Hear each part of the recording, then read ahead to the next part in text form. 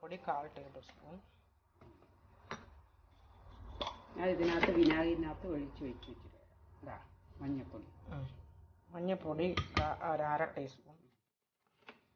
ഇപ്പോൾ ഒരു 2 മാങ്ങയാണ്. 2 മാങ്ങ അരിഞ്ഞ് ഉപ്പും പുരട്ടി ഇതും പുരട്ടി വെച്ചിരിക്കുക. കായപ്പൊടി മുളക് പൊടി ഇല്ലല്ലോ, വേറെ ഉണ്ട്. 1 ടീസ്പൂൺ. മാങ്ങയുടെ അളവ് നോക്കിയോ? ഇതാ മുളക് പൊടി എടുക്കും. ഇതാ മറ്റേ പാക്കറ്റിനകത്തിരിക്കുന്ന വേറെയും ഇരിപ്പുണ്ട്. എല്ലാം സ്റ്റാൻഡ് ബൈ ചെയ്ത് വെച്ച്. പക്ഷെ അതിനകത്ത് കിടക്കുന്ന ഇനി കുപ്പിയെല്ലാം കഴുകിയെടുക്കാം. കുപ്പിയെ കഴുകിയിട്ട് പുതിയ വെക്കാം. എന്താ അതിൻ്റെ അടിയിൽ, ഏറ്റവും അടിയിൽ. Okay, good. അത് നിങ്ങളുടെ മുളക് പൊടിയാണ്.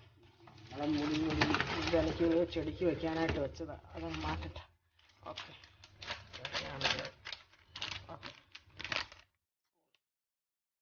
രണ്ടായി. രണ്ടാമത്തെ ആയതല്ലേ.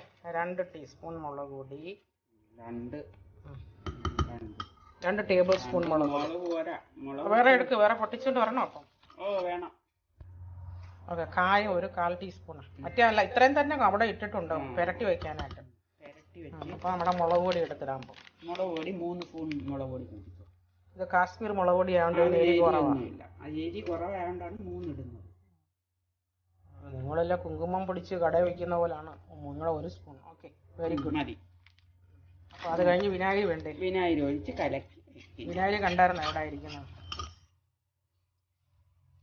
അപ്പോൾ ഇത്രയാണ്. ഇതെല്ലാം കൂടെ മിക്സ് ചെയ്ത് ആദ്യം അരപ്പെല്ലാം കലക്കി തന്നെ വെച്ചേക്കും. വിനാഗിരി കണക്കിനും ഒഴിക്കും. ഇത് മുങ്ങുന്ന പോലെ ആവണം. അപ്പോൾ ഇത് മൊത്തം ഒത്തിരി വിനാഗിരി വേണ്ടെന്ന്. ഒരു കുഴപ്പമില്ല. നിങ്ങളെ മാങ്ങ 10 വർഷമല്ല സോനുവിൻ്റെ അടുത്ത് പോയാലും നിങ്ങളവിടെ ഇരിക്കും. ഇത്രയും വിനാഗിരി നമ്മളെ വയറിന് പറ്റും. ഒരു കുഴപ്പവുമില്ല. നിങ്ങൾ കടയിലൊക്കെ എന്തെല്ലാം മായങ്ങളാണ്. കട പോലെ അല്ല. ഓക്കെ, അതങ്ങനെ വെച്ച് എണ്ണ വേണോ അതിനകത്ത്? പച്ചെണ്ണ വേണോ? പച്ചെണ്ണ ഞാൻ ഇത് വഴറ്റി എടുക്കും. അപ്പോൾ ഇത്രയും മതി. ഇതിങ്ങനെ വെച്ച് മാങ്ങ അവിടെ വെച്ചിരിക്കുന്നു. മാങ്ങ അരിഞ്ഞ് ഉപ്പും, ഇത് നാച്ചുറൽ മാങ്ങയാണ്. ശാന്ത കൊണ്ടുവന്ന കാതുള്ളത് എടുക്കുക. കാത് രണ്ട് കാതുള്ള ഇരുമ്പിൻ്റെ അത്. അപ്പോൾ ഈ മാങ്ങ ഉപ്പും പിന്നെ കായപ്പൊടിയും കൂടെ മിക്സ് ചെയ്ത് വെച്ചിരിക്കും. കല്ലുപ്പാണ് ഇട്ട് വെച്ചിരിക്കുന്നത്. നമ്മളുടെ ആവശ്യമനുസരിച്ചാണ്. കായ ഒത്തിരി വേണ്ട. ഒരു 1/4 to 1/2. അല്ല, ഇവിടെ ഇട്ട് വെച്ചേക്കുന്നത്. ഓക്കെ, നല്ലെണ്ണ ഒഴിച്ചു. ഇനിയും വേണോ? അതുണ്ട്. അതെല്ലാം ഒഴി. വേറെയും തരാം. ഇത്ര എണ്ണ, ഒരു മുങ്ങിക്കിടക്കാനും മാത്രമുള്ള എണ്ണ. അളവില്ല ഇതിന് കേട്ടോ. കടുക് വേണ്ടേ? പിന്നെന്താ വേണം? കടുക്, ഉലുവ അതല്ല, ഞാൻ തരാം. അതല്ല, ഒരു 3-4 ഒരു 10 എണ്ണത്തിൽ കുറവാണ്. കാരണം ഉലുവപ്പൊടി ഇട്ടിട്ടുണ്ട്, അതുകൊണ്ട് കുറച്ച് ഉലുവ ഇട്ടിട്ടുള്ളൂ. ഇനി കടുക് ഇടാൻ പോവാ.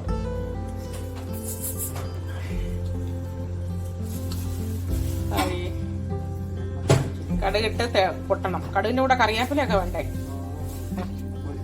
കടുക് നമ്മുടെ നാട്ടിലെ പൊളന്ന കടുകൊക്കെ ഇടും. ഇപ്പം പൊളന്ന കടുകൊന്നും ഇടണ്ട. നനഞ്ഞെടുത്ത് തിരിച്ച് ആണോ? അത്ര മതിയോ? ഓക്കെ, ഇനി എന്താ വേണം?